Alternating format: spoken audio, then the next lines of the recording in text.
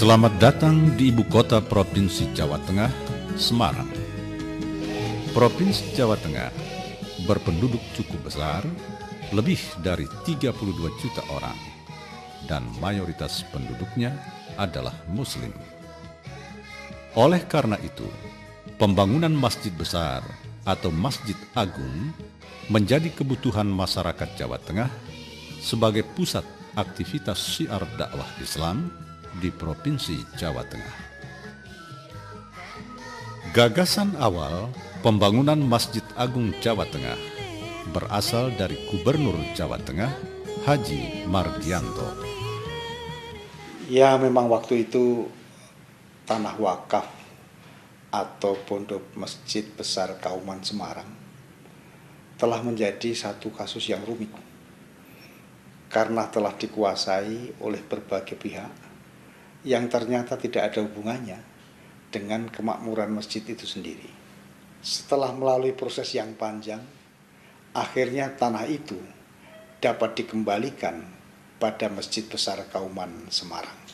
Kemudian timbul gagasan agar di atas tanah wakaf ini bisa dibangun Masjid Agung Tataran Jawa Tengah sebagai tetenger atau pengingat atas peristiwa yang membahagiakan umat Islam di Jawa Tengah pada umumnya.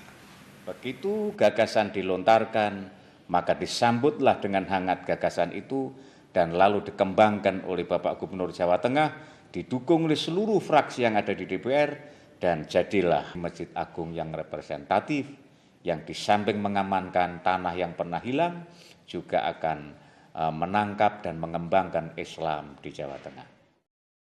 Ya, saya sejak mendengar ada gagasan mau dibangun Masjid Agung Jawa Tengah, spontan saya memberikan tanggapan positif dan sangat setuju dan mendukung sekali. Hendaknya masjid itu representasi Jawa Tengah dan tidak hanya sebagai tempat ibadah, tetapi juga mengembangkan berbagai macam aspek. Gagasan itu telah menjadi kenyataan. Peletakan batu pertama pembangunan Masjid Agung Jawa Tengah dilaksanakan pada hari Jumat tanggal 6 September 2002. Filosofi perancangan Masjid Agung Jawa Tengah merupakan perwujudan kesinambungan historis perkembangan agama Islam di tanah air.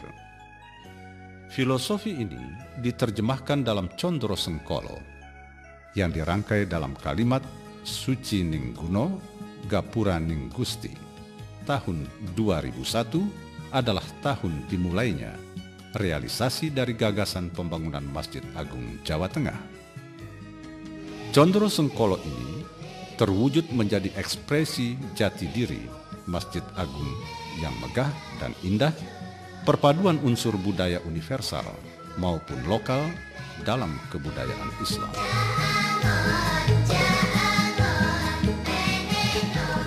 Memasuki gerbang utama Masjid Agung Jawa Tengah, kita akan disambut kolam air mancur yang memiliki 9 titik pancuran air, melambangkan 9 wali. Memiliki arti bahwa Wali Songo mengantar masyarakat Jawa memeluk agama Islam. Berikutnya kita memasuki Plaza Masjid. Pada plaza ini terdapat banner yang dinamakan Gerbang Al-Qonatir, yang artinya megah dan bernilai. Tiang pada Gerbang Al-Qonatir ini berjumlah 25 buah, merupakan simbolisasi dari 25 Rasul Allah sebagai pembimbing umat. Plaza Masjid seluas 7.500 meter persegi ini merupakan perluasan ruang sholat yang dapat menampung kurang lebih 10.000 jamaah. dilengkapi dengan 6 payung raksasa yang bisa membuka dan menutup secara otomatis seperti apa yang ada di Masjid Nabawi, Madinah. Berikutnya, kita memasuki bangunan utama masjid. Bangunan utama masjid dibagi menjadi 2 bagian, yaitu lantai dasar dan lantai 1. Lantai dasar masjid dimanfaatkan untuk hall, ruang tamu VIP, ruang informasi, dan ruang pengelola masjid, serta berbagai fasilitas pendukung lainnya, termasuk tempat wudhu. Dan mezanin lantai dasar dimanfaatkan untuk perluasan ruang sholat yang bisa menampung lebih kurang 1.000 jamaah. Lantai 1 masjid dimanfaatkan untuk ruang sholat utama, ruang imam, dan ruang mimbar khatib.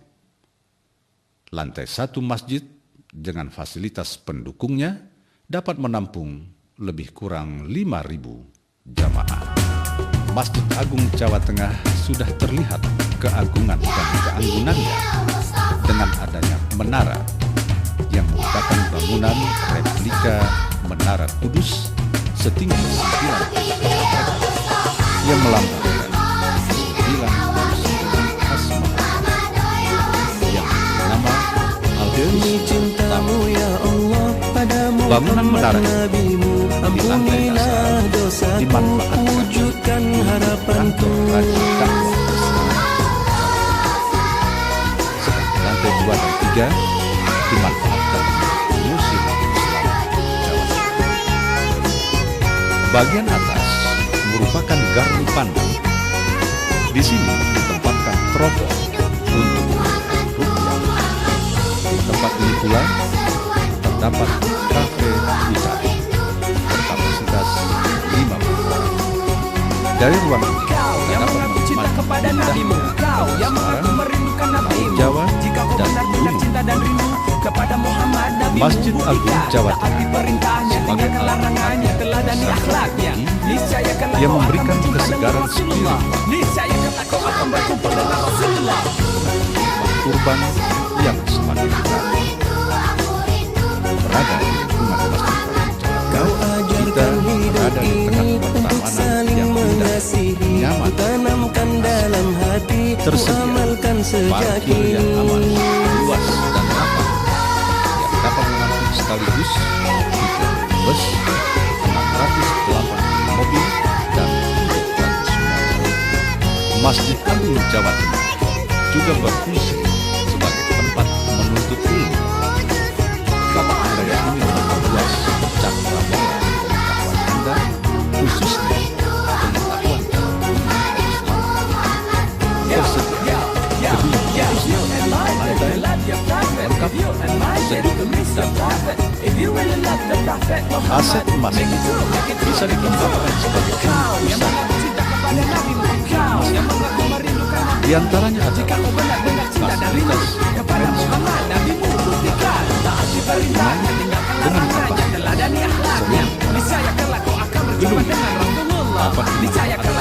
gedung dapat kegiatan seperti resepsi pernikahan, seminar, dan pentas budaya Islam. Office space atau ruang perkantoran. Dalam kompleks Masjid Agung Jawa Tengah tersedia ruang-ruang kantor untuk disewakan.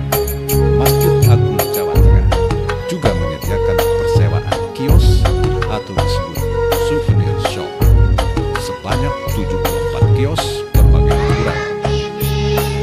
Bagi Anda yang membutuhkan penginapan di Semarang, Masjid Agung Jawa Tengah menyediakan Geraha Agung sebagai guest house.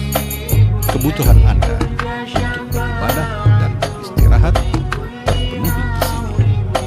Sebagai lembaga yang mendapat amanat untuk mengelola masjid yang menjadi kebanggaan masyarakat Jawa Tengah, Badan Pengelola Masjid Agung Jawa Tengah memiliki 2 bagian utama.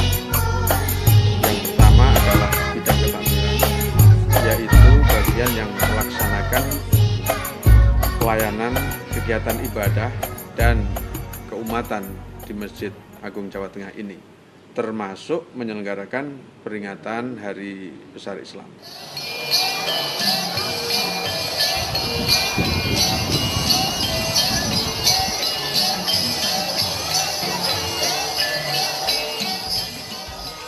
Bidang-bidang yang kedua adalah lembaga pengembangan usaha yang disingkat dengan LPU.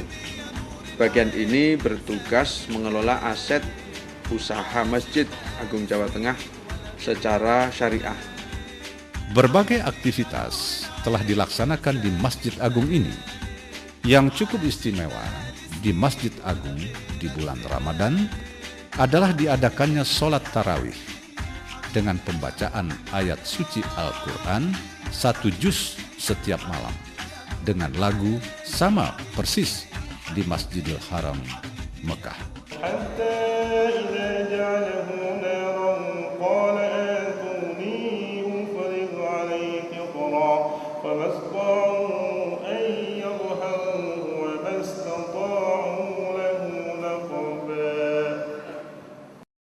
Masjid Agung Jawa Tengah, masjid kebanggaan masyarakat Jawa Tengah hari ini dan di masa yang akan datang.